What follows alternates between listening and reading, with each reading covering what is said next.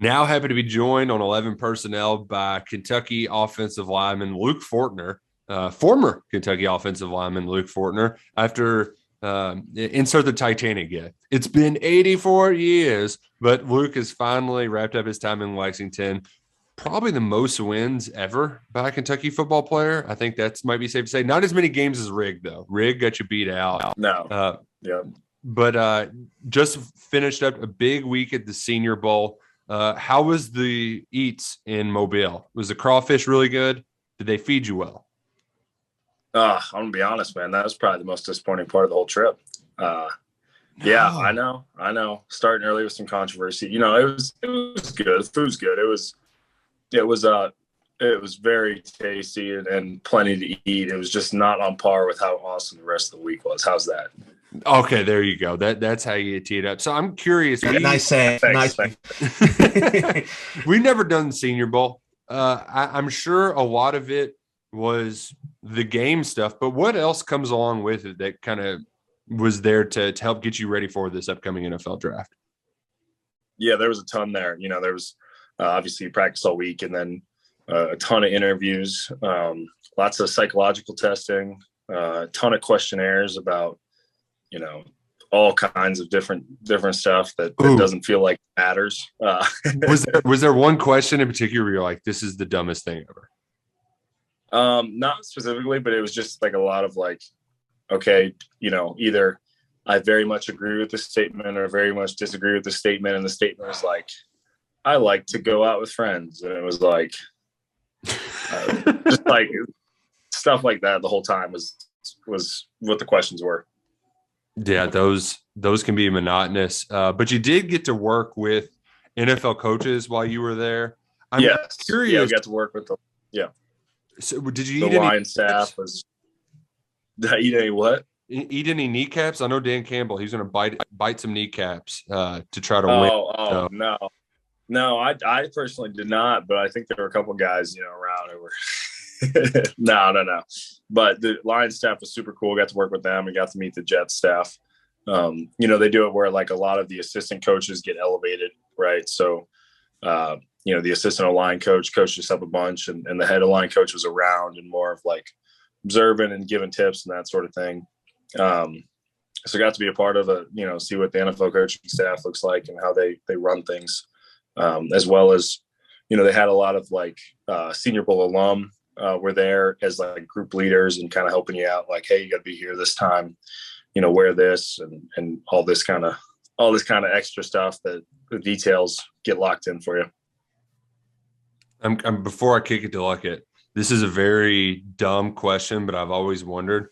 I know the NFL football is different. Like Jamar Mhm. Chase made headlines about the lines, but is it different for the center too? Yeah, I mean, it is. Actually, it was like the Wednesday before I was going to leave, and Drake was like, "Hey, like, have you snapped with an NFL ball?" And I was like, "Oh," because I forgot. Like, I forgot it was different. Like, guess just like you, it was like I didn't even think about it.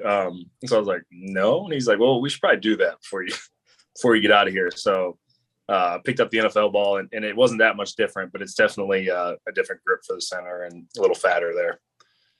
Yeah, well, a little bit chubbier. Luckett, I'm Yeah. curious what kind of questions you got from his time down in Mobile. Yeah, I'm just curious, Luke. Are you meeting with when you're at the Senior Bowl? Do you meet with personnel? Are you having meetings with random people, or is it more just focus on football? You're working with the two staffs there, and then that all that kind of stuff will happen at the combine. Yeah, so it's a little bit of both. It's definitely less meetings, right? Like it's not. It's more focused on the practice and working with the NFL staff and football. Mm-hmm. But there was quite a bit of time they set aside for interviews, and everyone got to rotate with all the teams, and so everyone sat down in front of every single team for at least 15 minutes, and then on top of that, there's like scheduled time where they can just grab you and maybe they want to talk to you some more, or maybe they want to talk to someone else some more. So there was a little bit of both for that. Okay. Now, when you're going through the practices and stuff, is Does it help a lot to have a guy like Darian there with you? That you all obviously have a history together to kind of bounce stuff off. And then there's a lot of guys you blocked, I would guess, throughout your years at Kentucky. I know there were a lot of Georgia guys down there and whatnot. Did that help at all with that, or is it just football? Football's football at the end of the day. Yeah, it definitely helped. I know with DK there, a big thing was like, him and I would come to each other and be like, okay, so, that play they were just talking about, that's like our old, whatever play from Liam's offense or even from way back and Coach Grand's offense. I mean? It's like, oh, it's that play, like, and then it clicks, right? Right. So just be able to talk through it. And like, I know there was a time I asked him a question. I was like, is that what they teach at Kentucky? And he's like, yeah, it's like the exact same, like, just like that. So just to be able to like bounce it off each other and kind of make those connections of what we've done in the past and what we were trying to do there was good.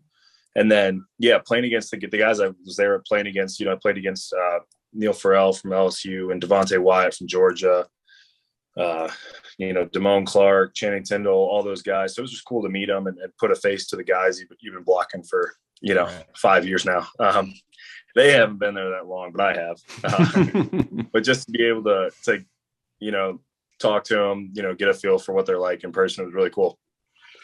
I know the big talking point we media members, we like to latch on to stories. Like we latch on to you being old. We also noticed, on to not quite as much as Max as like ball jokes or anything. It's close. But the big component too is the versatility, because in the NFL, you're not a center or guard. It's IOL, interior offensive lineman. You gave us some bullshit like, I'm just here because of my teammates answer the last time we asked you in one of those media scrums. But like, does it actually help when you're in the NFL setting and they're trying to move around a lot, or was that just some kind of thing that we've perceived to be a huge benefit for your draft stock? No, it's absolutely a huge benefit. There were a lot of guys there who were guards, and they were, telling them, you got to learn to snap, you got to go play center. And like a couple of them, they threw them at center, and you could tell they've just never done it before, right? Because it's hard. And so being able to just, transition fluidly from guard to center is definitely something that's valuable. And like almost every guard there, and even some of the tackles, right, will end up knowing how to snap by the end of their NFL career. But to be able to walk in on day one and have, freaking 5 years at guard and then a season starting at center, I mean, it'll be invaluable for sure. It's not just something you made up. No. Okay, good. How big was when you coming back when you make the decision to come back for that extra year, how big was being able to move to center?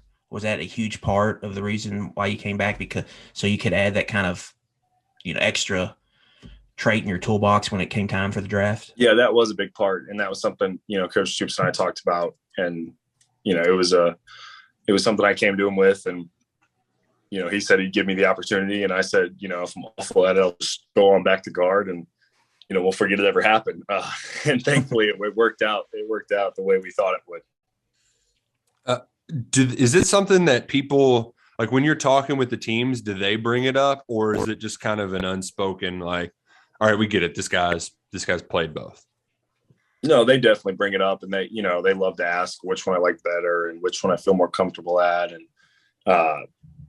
they asked the same question. They asked how it happened. Was it something I brought up or coach brought up, or so? No, they're all over it too. You guys are basically scouts, Nick. Yeah. I mean, that's all I needed to hear. I do appreciate Adam. I do appreciate your tweets. I find those bring value. Thank you. Your tweets are your odd Super Bowl betting takes are interesting, but they're not quite the same as Adam's. Yeah, no, they're not.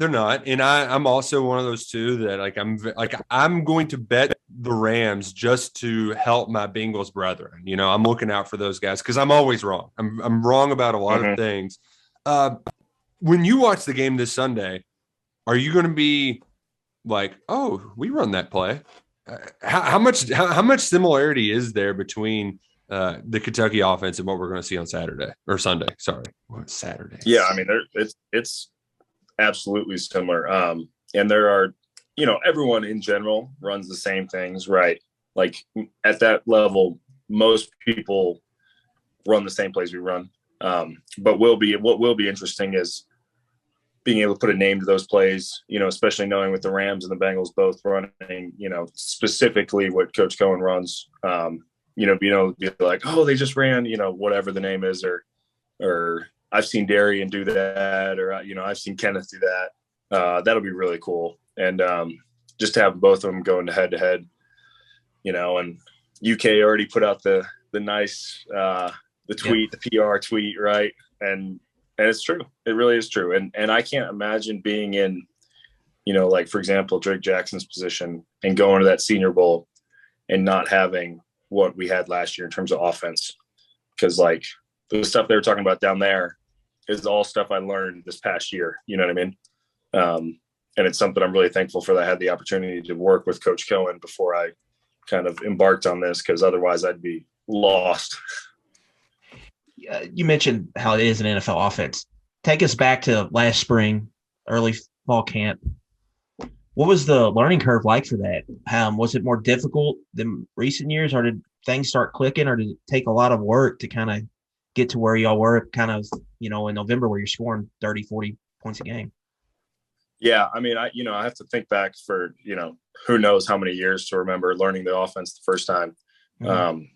But for me, it was the fact that everyone was on day one, like it wasn't like the older guys could come in and be like, oh, okay, like, here's the secret for this play, or here's how I remember how to do this. It was like the older guys were sitting right next to the younger guys, like trying to figure it out.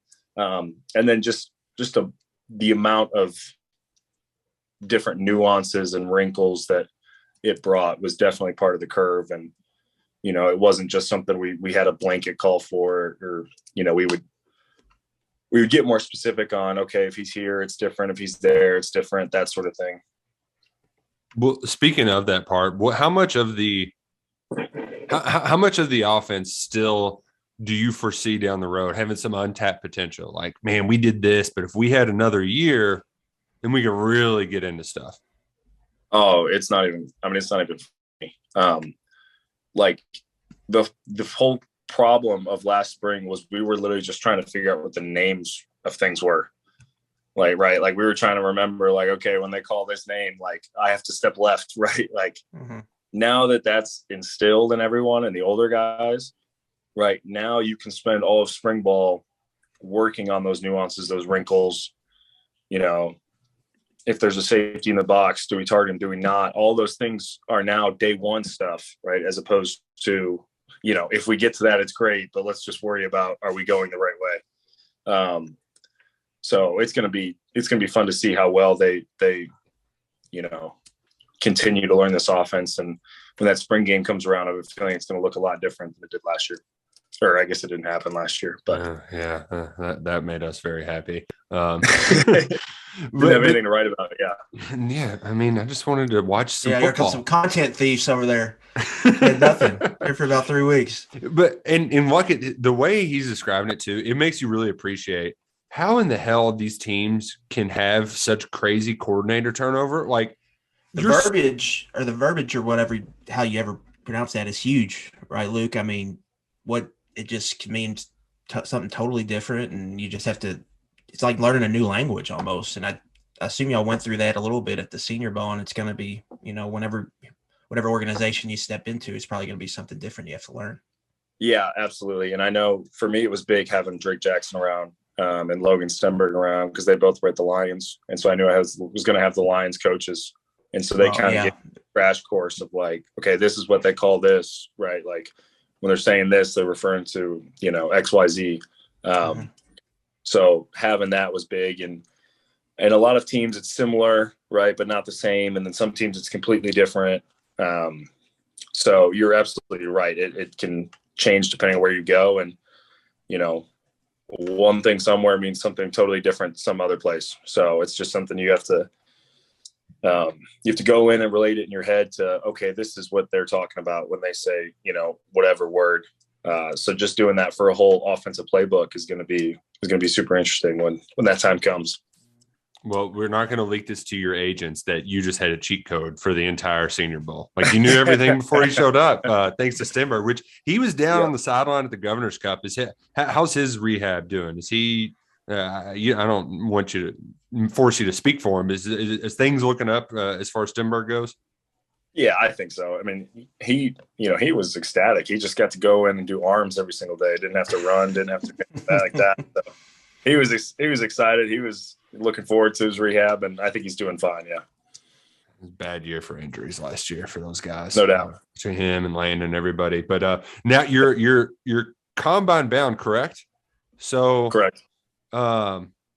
What's that prep like? I know Damian Collins is eating 5,000 calories a day to try to gain weight. You strike me as the type of dude that when football is over with, you're going to look like a shell of yourself. It's like Zach West. Like, I don't even know who that guy is. He just is like half of him. So do you have to like force feed yourself to be at an NFL offensive lineman weight? Do you have to lift 5 times a day? What's that prep process like?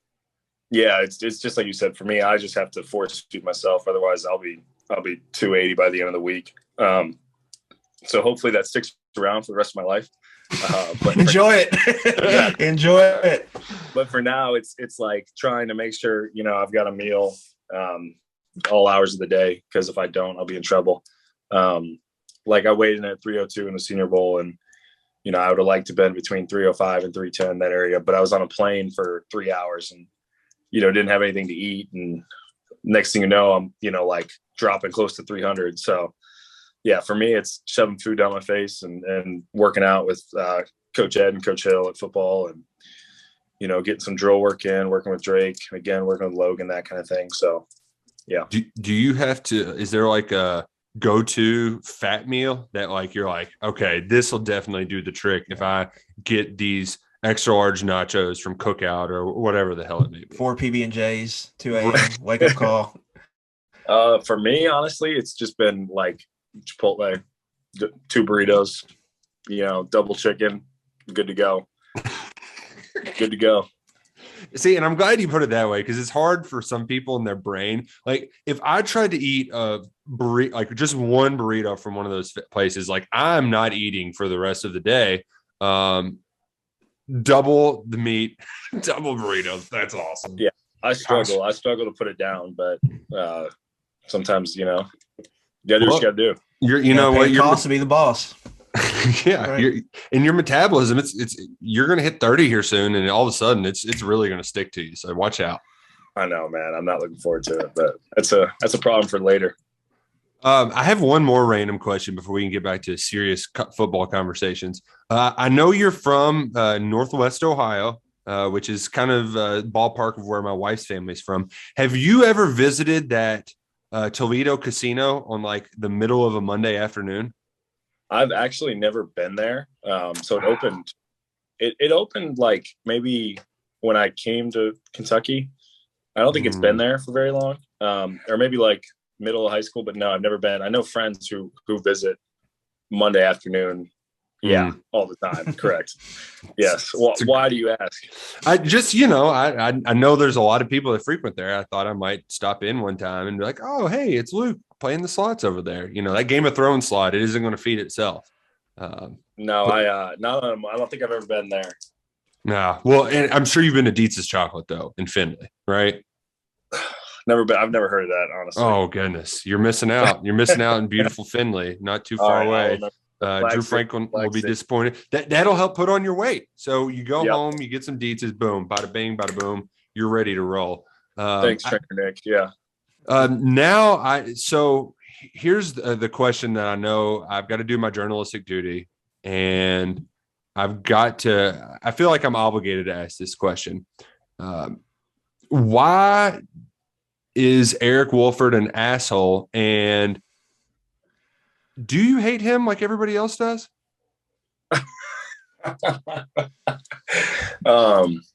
For the record, no, I don't hate him. I don't think he's an asshole. There we go. Yes.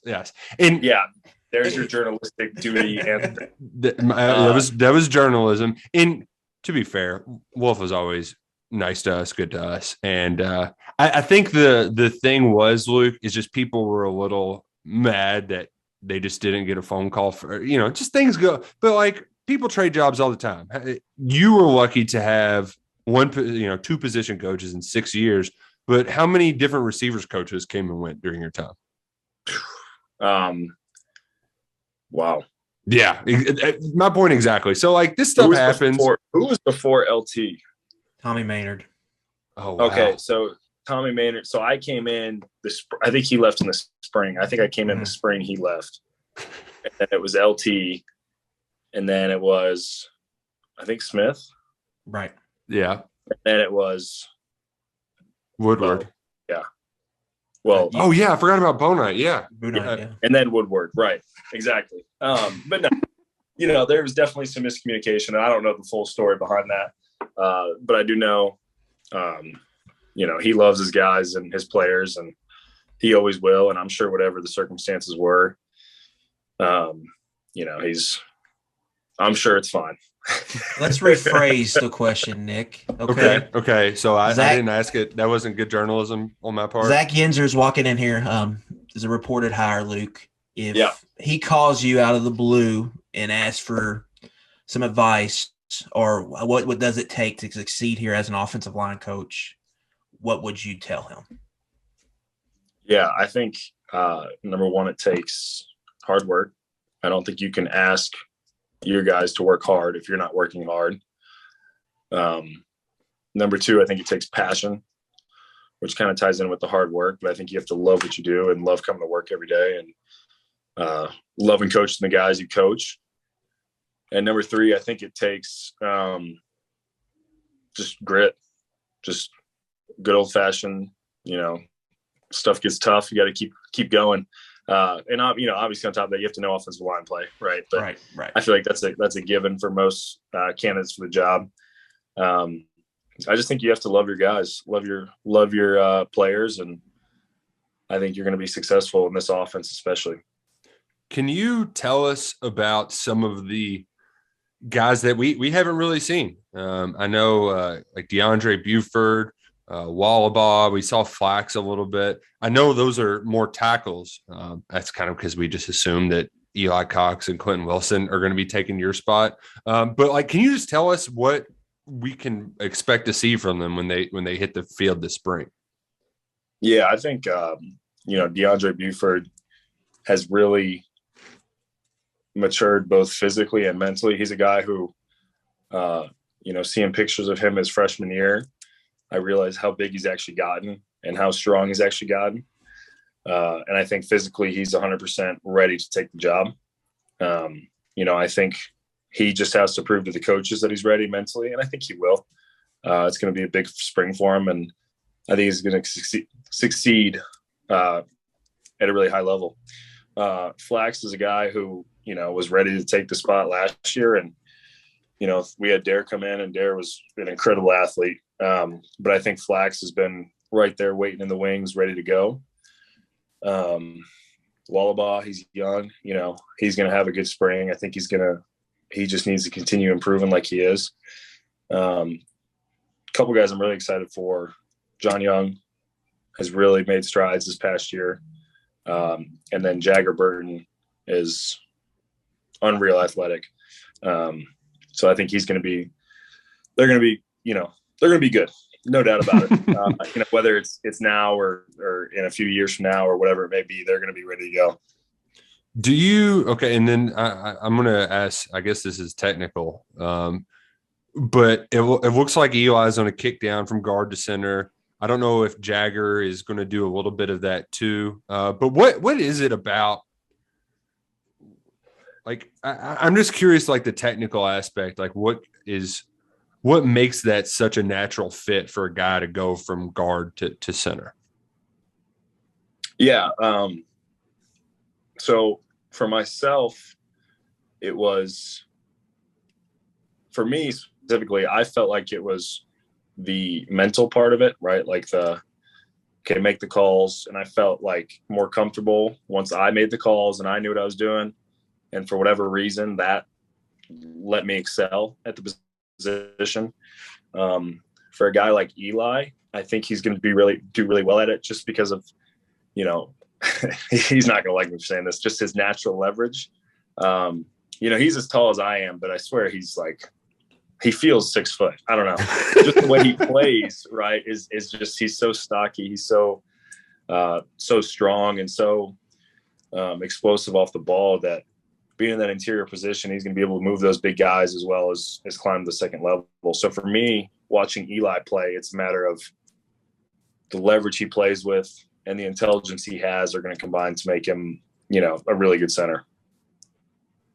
See, that's what we needed. We needed technical answers, and we got him from Fortner. Now that your career's over, Luke, can you walk us through the ejection 2018? What happened? That's the $1 million question. Yeah, that's a good question. It was against Louisville, obviously, and it was PAT, and I didn't play much that year, right? It was 2018. Was that what it was? Right. So I didn't start that year. I got some time, and towards the end of the game, we were up like 20 or something. It was a PAT, and we blocked, and the play was over, and the guy was just laying on me. He just wouldn't get up. And I was at the bottom of the pile, and everyone had gotten up except for him. And so I don't know why, but I just got up and swung on him in front of the ref, which was the big thing. I was like looking the ref in the eyes when I did it. And I just remember coming off the sideline, and Coach Stoops was not happy. Everyone else was like in shock. They were just like, wait, who? Like Luke? And Coach Stoops was just letting me have it, but it was a good time. I don't regret it. That's for sure. Do you have, can we walk down memory lane when you think back, like when you're cutting up with the guys, just talking glory days now, because that's what we do. Is there a few memories, a few games that stick out above the rest? You're one of the few that has not just the one Citrus Bowl win, you've got 2 under your belt now. Yeah. Speaking of glory lane, memory lane, Slacks just added me to like the alumni list. So that hurt. That hurts. So they're going to ask me to pay for the new indoor, I think. So better get that sign bonus real quick. Yeah. For me, I think really the one game that I'll probably remember would be the Missouri game in 2017 when I got to go in because Logan got hurt, and those were my first live reps on offense. And it was like 3 plays in after I'd gone in, and Benny breaks one for 70 something and goes for a touchdown. I always remember that. I'll always remember the Belk Bowl, because if you would have told me we would have won that game on a pass, I would have told you you're crazy. And then really just this past season in general, just, after deciding to come back and spend, a 6th year here, to be able to win 10 games and beat a good Iowa team in the Citrus Bowl, that's not something I'll forget very soon. Man, I'm not going to lie, Luke, your Missouri game is my most forgettable Missouri game. That's like one, I don't know what it is about that game that just like goes in one ear, out the other. I remember vividly, of course, the walk-off win. There was another game where there was a petting zoo at the catwalk at Missouri. That was a weird one. But for whatever reason, it's because you're right. It was a good game. Went down to the wire. But when we go through some of these old games, big time wins, I don't know what it is about that game, because I think they end up rattling off like 6 straight wins after that. Yeah, I think so too. And I think in the walk-off win, that's a good one too, because Bunchy got hurt on that last drive, and I got to go in and be in on that last drive and not give up a sack. It was really the highlight of that. And I got to go in on that one. So that was a cool game to be a part of as well. Were you there when Lynn got were you at the NASCAR racetrack whenever the initial scuffle happened with Lynn? Yeah. So can you take us through that? Because that happened, I think, as the UK U of L basketball game was happening. And I was like, all right, I go to all this stuff. Like, I'm watching this basketball game, damn it. I'm not going to NASCAR racetrack. So what happened when all that went down? Yeah. So it was just like they had just been there. And so they were like leaving and they were like waiting to get on the bus and they were just like hanging out by where we got off the bus. And so I don't know who said anything first. You know, if I had to put money on it, I might say Lynn said something first, knowing him. But something got said, and then the next thing you know, everyone's just converging on each other, and and then from then on, it was like, okay, we're gonna win this game. There was no question after that. It was kind of big for us. I don't know who started it, but whoever did had Kentucky in their hearts for sure. Look, it's something about these bowl games. There's always something. Yeah, it's just always, everyone's just been sitting around for a month, just waiting to. They know how to make it dramatic. No doubt about that. Right. And it sells. Yeah, it does sell. That's for sure. Okay. We're going to get you out of here. But we got a few more questions for you. We have been to the combine more than you have been to the combine. I think that is a fact. So Fair, yeah. I think now is a good time that we should help prepare Luke for it. He's done it. He's given us plenty of content. I think now we return the favor by helping prepare him for the combine. So we're going to ask you a couple questions, and this is the kind of stuff that you're going to be sitting down in a meeting room with, and you've got to know the answer with, just like that. Bam, bam, bam. All right. So if you're a paperclip stuck in a water bottle, how do you get out? Where is the water bottle standing right side up? Maybe it is, maybe it isn't. Is there a lid on the water bottle? There is not. You just wait to get knocked over. Then you just hope that the water bottle gets knocked over. Wow, that's a very passive way. You fail that test. Next question. What's the answer? There's no correct answer. But you see, that's what you got to know, Luke, is you have to always come off as the aggressor. Okay, we don't want to take any. You're an offensive lineman. We can't have some guy who's like, oh, I just want to wait to get pushed around. You've got to be the aggressor. Okay. Here's another good question. Your boys call you up on 11:30 on a Friday night. They say, hey, we've got a VIP room at the club. Come on out. What do you say? 11:30 Friday night. I don't know, dude. A few years ago, yes. These days, I'm in bed by 10. I'm gonna have to pass on that. See, did I fail too? You did, because that people would think that like, oh, that's the right answer. You want a guy who's not going to get in trouble, but you actually want somebody, like I said, who's not afraid to back down from a challenge. They want to drink a lot of beers, and you're not there to help them. You don't have your teammates back. You're an offensive line. You got to act. Hey, let me grab a piece of paper real quick. You got to act as one. Nick got this from the XFL interviews, I think. I'm curious. So, bad jokes aside, when a team quizzes you, we hear about these interviews. So let's say we are, we'll just do a team interview. It's Luke Fortner, Darian Kennard, Kentucky Wildcats going to be interviewed. What does an NFL scout ask you in these 15-minute meetings? How do those go down besides after the introductions and all the pleasantries? Yeah, so it depends on the guy. Sometimes the scouts, like sometimes you can tell they're like pressing you and like trying to make you nervous and like really make you think. I got one for you, Nick. Okay. All right. Can you say your ABCs? A, B, C, D, E, F, G, H, I, J, K, L, M, N, O, P. Yes or no? Yeah. Okay. Yes. Can you count to 26? Of course. Okay. So now I want you to say your ABCs and count to 26 like this. A1, B2, C3, all the way to Z26. Go. Oh, so they're doing that. Oh, gosh. A1, B2, C3, D4, E5, F6, G7, H8. Yeah. Okay. So, yeah. So, like, yeah, I got asked that at the Senior Bowl. So that was cool. And I had to restart once, but that's all right. I finished. But I was just so nervous I was going to end on like Z27.